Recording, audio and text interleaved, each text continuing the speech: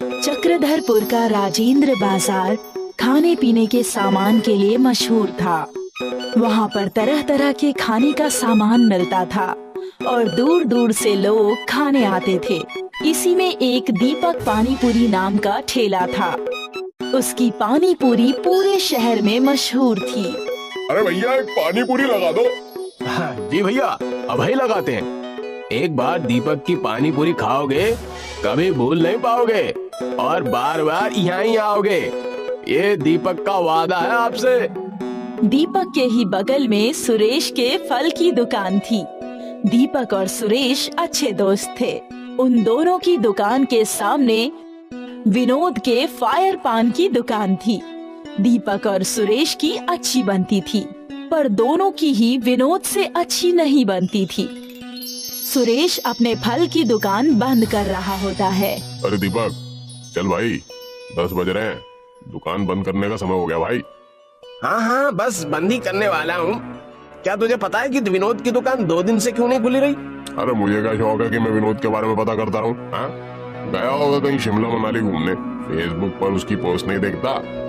अपनी दुकान का भी वो बहुत अच्छा प्रचार कर लेता और यूट्यूब से भी उसे पैसे मिलते हैं। उसका फायर पान तो पूरे देश में मशहूर है, पता ही होगा तुझे।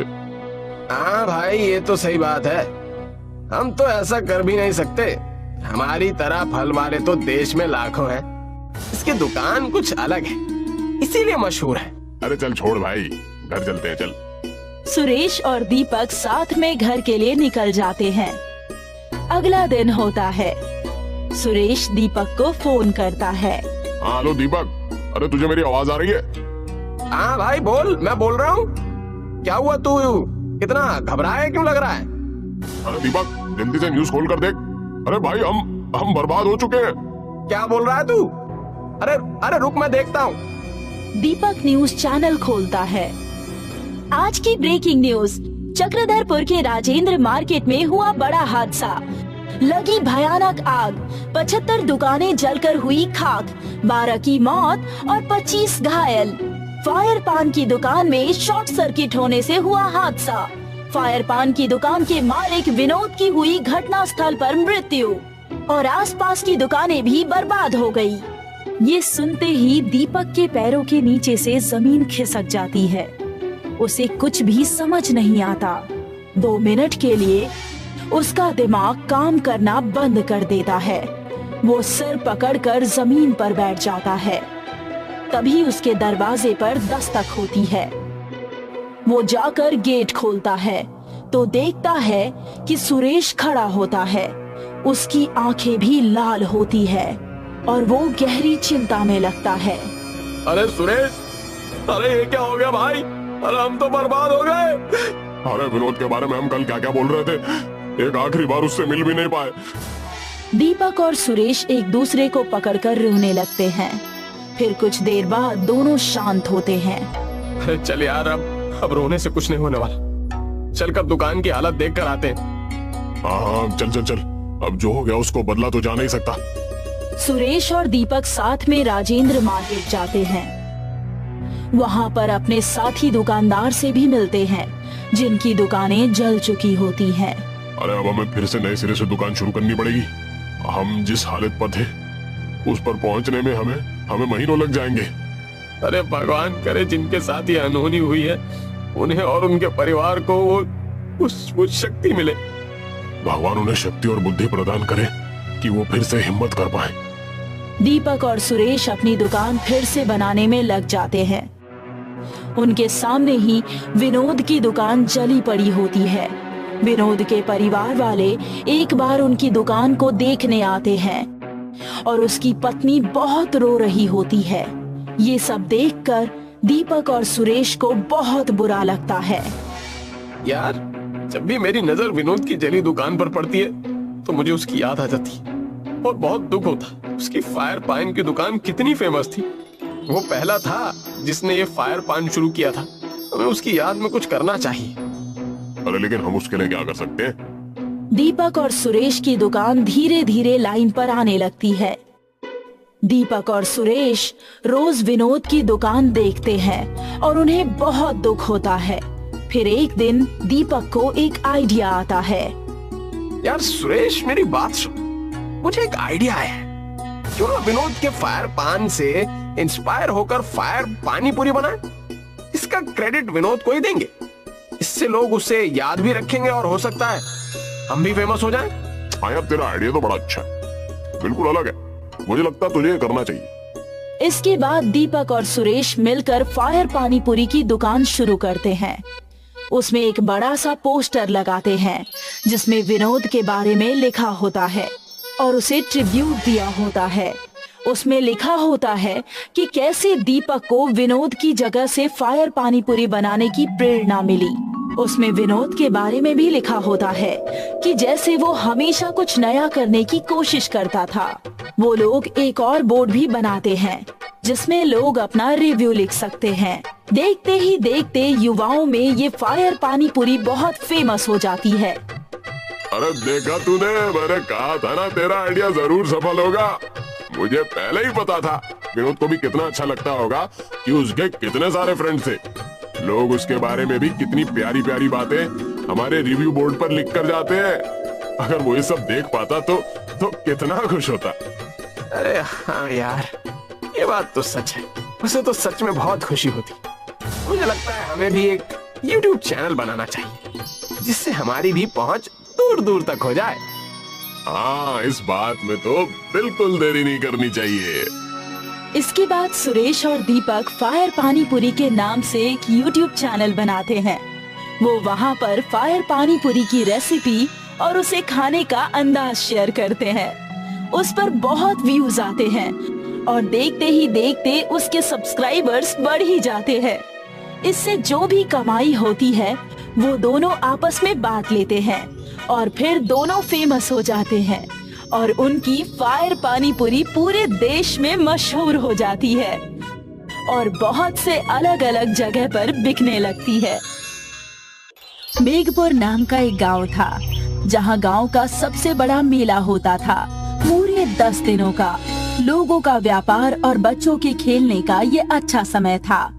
वहीं मेघपुर में 2 बचपन के दोस्त थे, शशांक और प्रशांत, जो उसी मेले में अपनी अपनी पानी पूरी बेचा करते थे। शुरुआत के समय दोनों ने एक ही दुकान खोली थी, लेकिन शशांक के व्यवहार की वजह से प्रशांत ने अपनी अलग पानी पूरी की दुकान खोल ली। शशांक हमेशा प्रशांत के हकले होने की वजह से उसे चिढ़ाता रहता, लेकिन प्रशांत का व्यापार बहुत अच्छा चलता था क्योंकि वो बहुत ईमानदार था। अरे आने वाले हफ्ते में मेला शुरू है। शशांक, क्या करने का सोचा है तुमने? कुछ मुनाफा कमाना है या नहीं? शशांक नाम है मेरा, मुनाफा तो जरूर कमाना है। अब देखना कि मैं क्या करूंगा। अरे वो तो तुम हमेशा ही कहते हो, लेकिन तुमसे ज्यादा मुनाफा तो हमारा दोस्त प्रशांत कमा लेता है। सही कहा भाई, प्रशांत के दिमाग और ईमानदारी की सब मिसाल देते हैं। अरे उस हकले की बोलती तो मैं बंद करूंगा। इस बार मैं ही ज्यादा कमाऊंगा। अरे शशांक, प्रशांत हमेशा तेरा भला चाहता है, लेकिन तू हमेशा उसका बुरा क्यों चाहता है? अब गंजे अपना काम कर, चुपचाप चाय दे और तमाशा देख। शशांक गुस्से में बिना चाय पिए ही वहाँ से चला जाता है। अरे कैसा प्रशांत, इस बार वार्षिक मेले में आ रहा है कि नहीं? अरे खोल लेना। अरे इस बार तेरी खैर नहीं, मैं तुझे बताऊंगा कि व्यापार कैसे करते हैं। मैं इसीलिए तुम्हारे साथ दुकान नहीं खोलता, तो तुम्हारी इन्हीं हरकतों की वजह से। अबे चल चल, मैं देख लूंगा तुझे। वार्षिक मेले में मेरा ही बोलबाला होगा। मेले के पहले दिन शशांक ने अपनी पानी पूरी की दुकान खोली और प्रशांत ने काली पानी पूरी की दुकान खोली। प्रशांत की काली पानी पूरी लोगों ने पहली बार सुनी थी, इस वजह से पहले दिन से ही प्रशांत की खूब बिक्री हुई। लोगों ने प्रशांत के दुकान पर भीड़ इकट्ठा कर दी। अरे प्रशांत भैया, सुना है तुम कुछ नया बेच रहे हो, काली पानी पूरी हैं? हमें भी इसका आनंद लेने दो भैया। देख रहे हो ना मेरा पेट, मैं 4 प्लेट तो यहीं खा जाऊंगा, बाकी घर की बात अलग है। बस अभी लो, ये लो, मैं अभी बना देता हूँ। बस मैं अच्छे सामान का उपयोग करता हूँ, इसलिए मेरी काली पानी पूरी अच्छी बिकती है। शशांक प्रशांत की दुकान देखकर जलन के मारे अपनी दुकान पहले दिन ही बंद करके वहाँ से चला जाता है। अरे लगता है मुझे भी काली पानी पूरी का व्यापार करना होगा, इससे ही मुझे फायदा होगा। क्या हो गया बेटा, अकेले क्या फुसफुसा रहे हो, क्या बात हो गई? शशांक अपनी माँ से सारी बात बताता है। अगर ऐसी बात है तो तुम कल से काली पानी पूरी बेचो और ईमानदार होकर बेचो, दूसरों के व्यापार पर ध्यान मत दो, तुम्हारा व्यापार भी अच्छा होगा। अगले दिन मेले में शशांक प्रशांत के दुकान के ठीक सामने अपनी काली पानी पूरी की दुकान खोल देता है, लेकिन प्रशांत के ईमानदार और सीधे होने की वजह से गांव वाले और मेले में आए हुए सारे लोग उसी के यहाँ काली पानी पूरी खाने के लिए आया करते थे। और शशांक ये सब देखकर मायूस खड़ा था। तब उसके दुकान पर एक औरत आई। अरे भाई, मुझे 10 प्लेट काली पानी पूरी पार्सल कर दो, घर वालों के लिए लेकर जाना है। और ये लो 2000 रुपए का नोट, जल्दी करो। उस औरत और पैसों को देखकर शशांक के मन में लालच आ जाता है और उसकी आंखें चमक उठती है। अरे बस अभी लीजिए, मैं तब तक आपका पार्सल तैयार कर रहा हूँ, आप बस बैठ जाइए। हाँ हाँ जल्दी करो, मुझे घर भी जाना है। शशांक उसे पानी पूरी पार्सल करके दे देता है। अरे मेरे पास छुट्टे नहीं है, आप एक काम कीजिए, मेरा खत्म हो जाए तो मेरे पास आइए, मैं आपको तब पैसे दे दूंगा। ठीक है, लेकिन दे जरूर देना।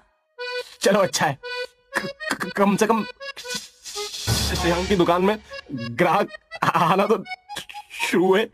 फिर भी प्रशांत के दुकान पर बहुत भीड़ होती है। शशांक इस बात से चिढ़न के मारे प्रशांत की पानी पूरी में मिलावट करने का फैसला कर लेता है। प्रशांत के पानी पूरी में शशांक चूहे मारने वाली दवा मिलाने की सोचता है। अरे बस ये प्रशांत का बच्चा अपनी दुकान छोड़कर कहीं जाए, मैं इसे सबक सिखाऊंगा, मजा आएगा। मेरे पैसे तो दे दो, तुमने छुट्टे करवाए या नहीं? कौन से पैसे? मैं नहीं जानता कि तुम कौन हो। अरे मैं आज सुबह ही तुम्हारे दुकान से पानी पूरी लेकर गई थी ना, और तुम्हें 2000 का नोट दिया था। मैं फिर भी नहीं जानता, तुम जाओ और मेरा समय बर्बाद ना करो, जाओ। शशांक की नजर प्रशांत के दुकान पर पड़ती है। वो अपनी दुकान खुली रखकर कहीं जा रहा होता है।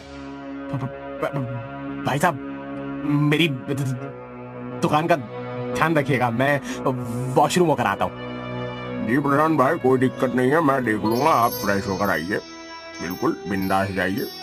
प्रशांत के दुकान से जाते ही शशांक मौका देखकर प्रशांत के दुकान की पानी पूरी में चूहे मारने वाली दवा मिला रहा होता है कि तभी खिलौने दुकान वाला उसे टोक देता है। अरे किस तरह भाग गए, रुक जाओ, प्रशांत भाई जी दुकान पर नहीं है, थोड़ी देर बाद आना। खिलौने वाले अपना काम कर, वरना तेरे बच्चों का खेलना मुश्किल हो जाएगा। शशांक ने प्रशांत के दुकान की पानी पूरी में चूहे मारने वाली दवा मिला दी और वहाँ से चला गया। खिलौने बेचने वाला दुकानदार दूर से ही ये सब कुछ देख रहा था, लेकिन अपनी ग्राहकी होने की वजह से वो ज्यादा ध्यान नहीं दे सका। थोड़ी देर बाद ही प्रशांत के दुकान पर एक आदमी अपने बच्चे के साथ आता है। मुझे भी पानी पूरी खाना है। अभी लीजिए। जैसे ही उस बच्चे ने प्रशांत का पानी पूरी खाया, वो बच्चा थोड़ी देर में चक्कर खाकर गिर गया। समय रहते ही प्रशांत सब कुछ छोड़कर उस बच्चे को हॉस्पिटल लेकर चला गया और उसकी जान बचा ली। लेकिन पूरे गांव में ये हल्ला हो गया कि प्रशांत की पानी पूरी खाकर एक बच्चा हॉस्पिटल चला गया। इसीलिए गांव वालों ने प्रशांत की पानी पूरी न खाने का फैसला किया। जल्दी समय पर आकर आपने इनकी जान बचा ली, अब मजा आएगा। ये प्रशांत का बच्चा बड़ा होनहार बनता है ना, देखना अब गांव से निकाला जाएगा। अरे प्रशांत के जहर खिलाने के कारण ही बच्चा हॉस्पिटल गया। अब सब लोग बताओ क्या फैसला करना है। अरे फैसला क्या, इस गांव से बाहर निकालो, वरना पूरे गांव को मार देगा ये। मैं ऐसा क्यों करूंगा? प्रशांत को रोता हुआ देखकर वहाँ पर उस खिलौने वाले दुकानदार ने आकर बोला, अरे सजा प्रशांत को नहीं, शशांक को होनी चाहिए। इन्होंने प्रशांत के ना होने पर दुकान में जाकर पानी पूरी में मिलावट की है। तुम मुझ पर झूठा इल्जाम लगा रहे हो। मुझे पता है तुम उसकी तरफदारी क्यों कर रहे हो, दुकान वाले होने के नाते ना। सारी सभा देखकर शशांक के दुकान में आई औरत जिसने अपने पैसे गंवाए थे, उसने आकर कहा, अगर ये खिलौने के दुकान वाले गलत कह रहे हैं तो मैं गवाही दूंगी। ये सारा काम शशांक का किया हुआ है, इसने ही किया है ये सब, और मेरे भी पैसे लूट लिए। और प्रशांत की दुकान के पानी पूरी में इसी ने चूहों वाली दवाई मिलाई है। मुझे माफ करना, ये गलती मुझसे ही हो गई। प्रशांत से जलन के कारण मैंने ये फैसला लिया। मुझे माफ कर देना।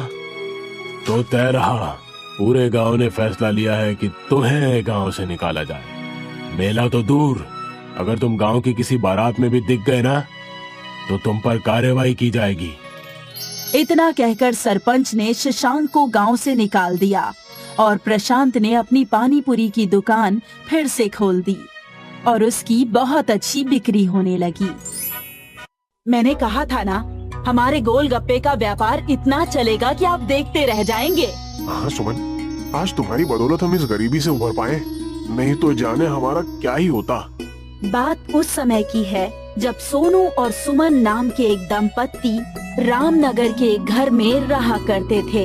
सोनू फैक्ट्री में काम किया करता था और सुमन उसे सुबह सुबह लंच पैक करके दिया करती थी। सोनू बहुत मेहनती था। अरे यार, इतनी मेहनत क्यों कर रहा है? तू तो इस कंपनी को अपना ही मानने लगा है। भाभी ने इतना अच्छा खाना बनाकर रखा है और तू है कि उसे रखे हुए है। जल्दी से लंच खोल, मुझे भूख लगी है। जल्दी बता क्या लेकर आया है आज? अबे मुझसे ज्यादा जल्दी तो तुझे लगी रहती है खाना खाने की।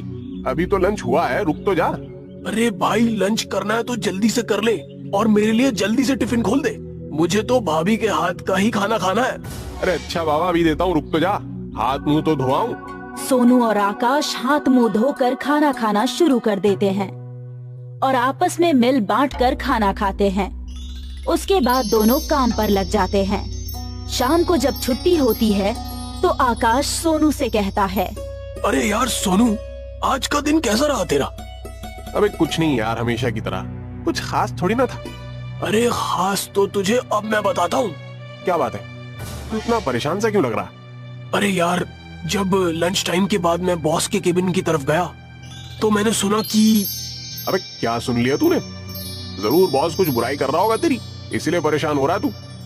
अरे वो सब तो चलता रहता है, पर मैंने बॉस को कहते हुए सुना था कि कंपनी घाटे में जा रही है, इसलिए जितने भी फैक्ट्री में वर्कर्स हैं उन सबको निकाल देंगे और ये सिलसिला कल से ही शुरू हो जाएगा।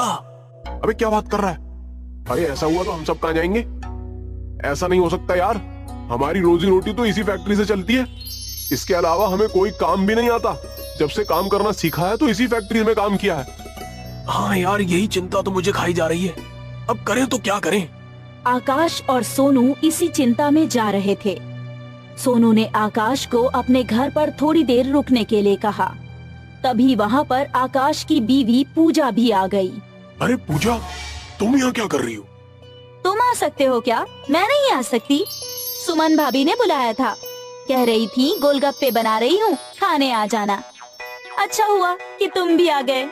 अभी तुम दोनों के लिए भी गोलगप्पे लेकर आते हैं। पूजा और सुमन आकाश और सोनू के लिए गोलगप्पे लेकर आती हैं। सुमन बहुत ही लाजवाब गोलगप्पे बनाती थी। उसके गोलगप्पे आकाश और सोनू दोनों को बहुत पसंद थे। सोनू तो अक्सर उससे गोलगप्पे बनवाता ही रहता था। अरे भाभी, खाना तो अच्छा बनाती ही हो और गोलगप्पे तो उससे भी ज्यादा अच्छे बनाती हो। इन गोलगप्पे में तो सच में एक जादू है, जितने खाओ कम ही लगते हैं। अरे सच कह रहा है ये, सच में तुम्हारे हाथ में तो जादू है। तुम जो गोलगप्पे बनाती हो वो साइज में इतने बड़े होते हैं कि एक बार में ही मजा आ जाता है। तुम्हारे हाथ के गोलगप्पे खाकर तो हम अपनी सारी परेशानियां भूल जाते हैं। परेशानी? कैसी परेशानी? कौन सी परेशानियों की बात कर रहे हो तुम? सब ठीक तो है ना? अरे सोनू, क्यों भाभी को परेशान कर रहा है? चुप हो जा यार। नहीं, मैं भी जानती हूँ कि आप दोनों को क्या परेशानी है। आज आप दोनों वैसे भी चुप चुप लग रहे हैं। जब से फैक्ट्री से आए हैं आकाश और सोनू ना चाहकर भी अपनी अपनी बीवियों को परेशानी बताने के लिए मजबूर हो जाते हैं और वो अपनी बीवियों को सारी बात बता देते हैं, जिसकी वजह से दोनों की बीवियां भी परेशान हो जाती है। फिर कुछ दिन बाद सच में वो फैक्ट्री बंद हो जाती है। अब हम क्या करेंगे? आपका तो काम भी छूट गया, धीरे धीरे राशन भी खत्म हो रहा है। हाँ, मैं काम की तलाश तो कर रहा हूँ, पर क्या करूँ, कोई काम ही नहीं मिल रहा।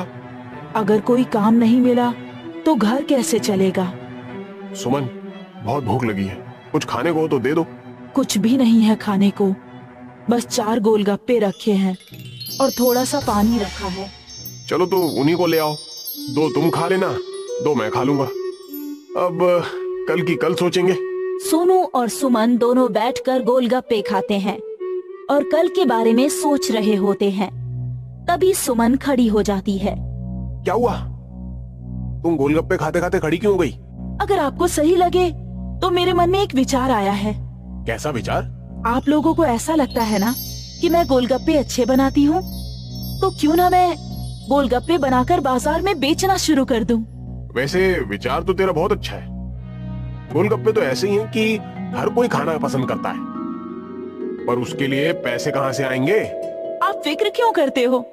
आपने जो मेरे कानों की बालियां बनवाई थी वो किस दिन काम आएंगी? नहीं नहीं, तुम्हारे गहने मैं नहीं बेच सकता। गहने बुरे वक्त में ही काम आते हैं। जब खाने के लिए खाना नहीं बचा है तो इन बालियों का मैं क्या करूंगी? सुमन और सोनू बालियां बेचकर गोलगप्पे बनाने का सामान ले आते हैं और सुमन अपने हाथों से ये गोलगप्पे बनाकर तैयार करती है। सोनू और सुमन उन गोलगप्पों को बाजार में बेचने के लिए चल पड़ते हैं।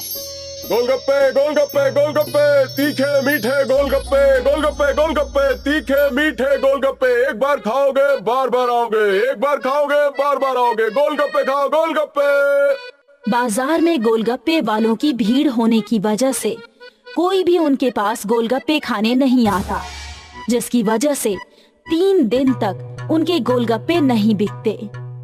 अरे यहाँ बाजार में हर तीसरी दुकान गोलगप्पे की है, हमारे गोलगप्पे तो बिक ही नहीं रहे। अगर इसी तरह से चलता रहा तो ये व्यापार भी मानो हाथ से चला जाएगा। मैंने इतने प्यार से गोलगप्पे बनाए और कोई खाने ही नहीं आ रहा है, ये तो बहुत गलत हो रहा है। अब हमारे घर का खर्चा कैसे चलेगा? सोनू और सुमन वहीं पर उदास होकर बैठ जाते हैं। तभी उनकी नजर दुकान के बाहर एक बोर्ड पर पड़ती है। सुनिए जी, देखिए इस बोर्ड पर क्या लिखा हुआ है? क्या लिखा है? दुकानदार की स्कीम लिखी हुई है। अगर हम भी अपने गोलगप्पे की दुकान पर स्कीम चालू करें तो हो सकता है कि हमारे गोलगप्पे भी बिकने शुरू हो जाए। जब तक ग्राहकों को हमारे गोलगप्पे का स्वाद ही नहीं पता चलेगा तब तक ग्राहक कैसे बनेंगे? मैं कुछ समझा नहीं।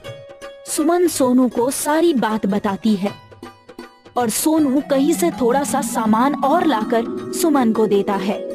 सुमन एक गोलगप्पे को बाहुबली गोलगप्पे का आकार देती है। अरे ये तो तुमने सच में एक बाहुबली गोलगप्पा बना दिया। अब तो हर कोई इस गोलगप्पे को खाने की लालसा में हमारे पास जरूर आएगा।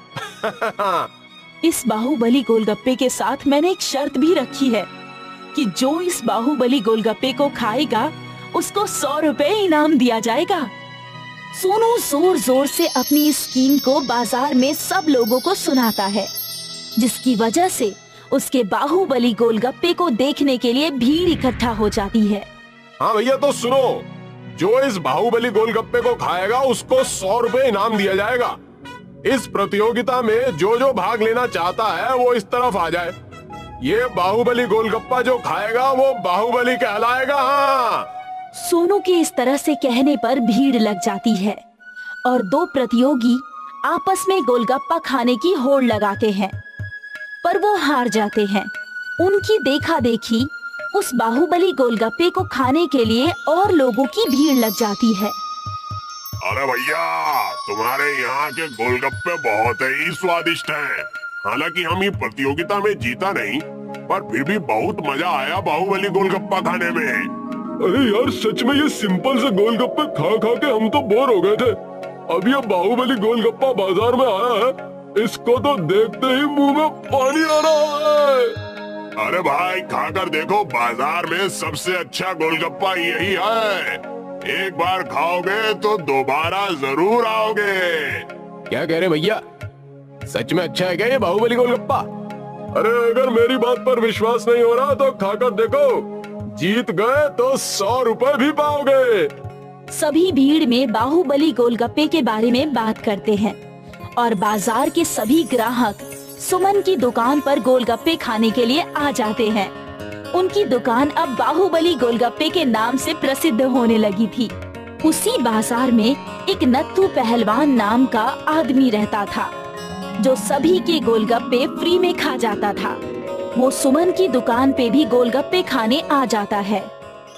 अरे ओ, नहीं दुकान खुली है, चल जल्दी से 5 प्लेट गोलगप्पे बना दे। गोलगप्पे तो मैं बना दूंगा, पर हमारे यहाँ का बाहुबली गोलगप्पा खाकर बताइए। अगर आप ये गोलगप्पा खा लिए तो हम आपको साल भर फ्री गोलगप्पे खिलाएंगे।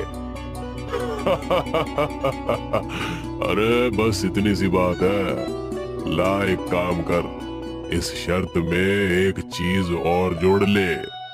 एक नहीं, मैं 5 बाहुबली गोलगप्पे खाकर दिखाऊंगा, 5। अगर आप ये गोलगप्पा नहीं खा पाए तो आपको फ्री में खाने की आदत तो छोड़नी पड़ेगी। ठीक है, हमें मंजूर है। नत्थू पहलवान के सामने 5 बाहुबली गोलगप्पे रख दिए जाते हैं और नत्थू पहलवान बाहुबली गोलगप्पे खाने की कोशिश करता है, परंतु उसमें असफल हो जाता है और वो अपनी शर्त के अनुसार फ्री में गोलगप्पे खाना छोड़ देता है। सभी सोनू को बहुत बहुत धन्यवाद देते हैं और उसके प्रयास को सराहते हैं।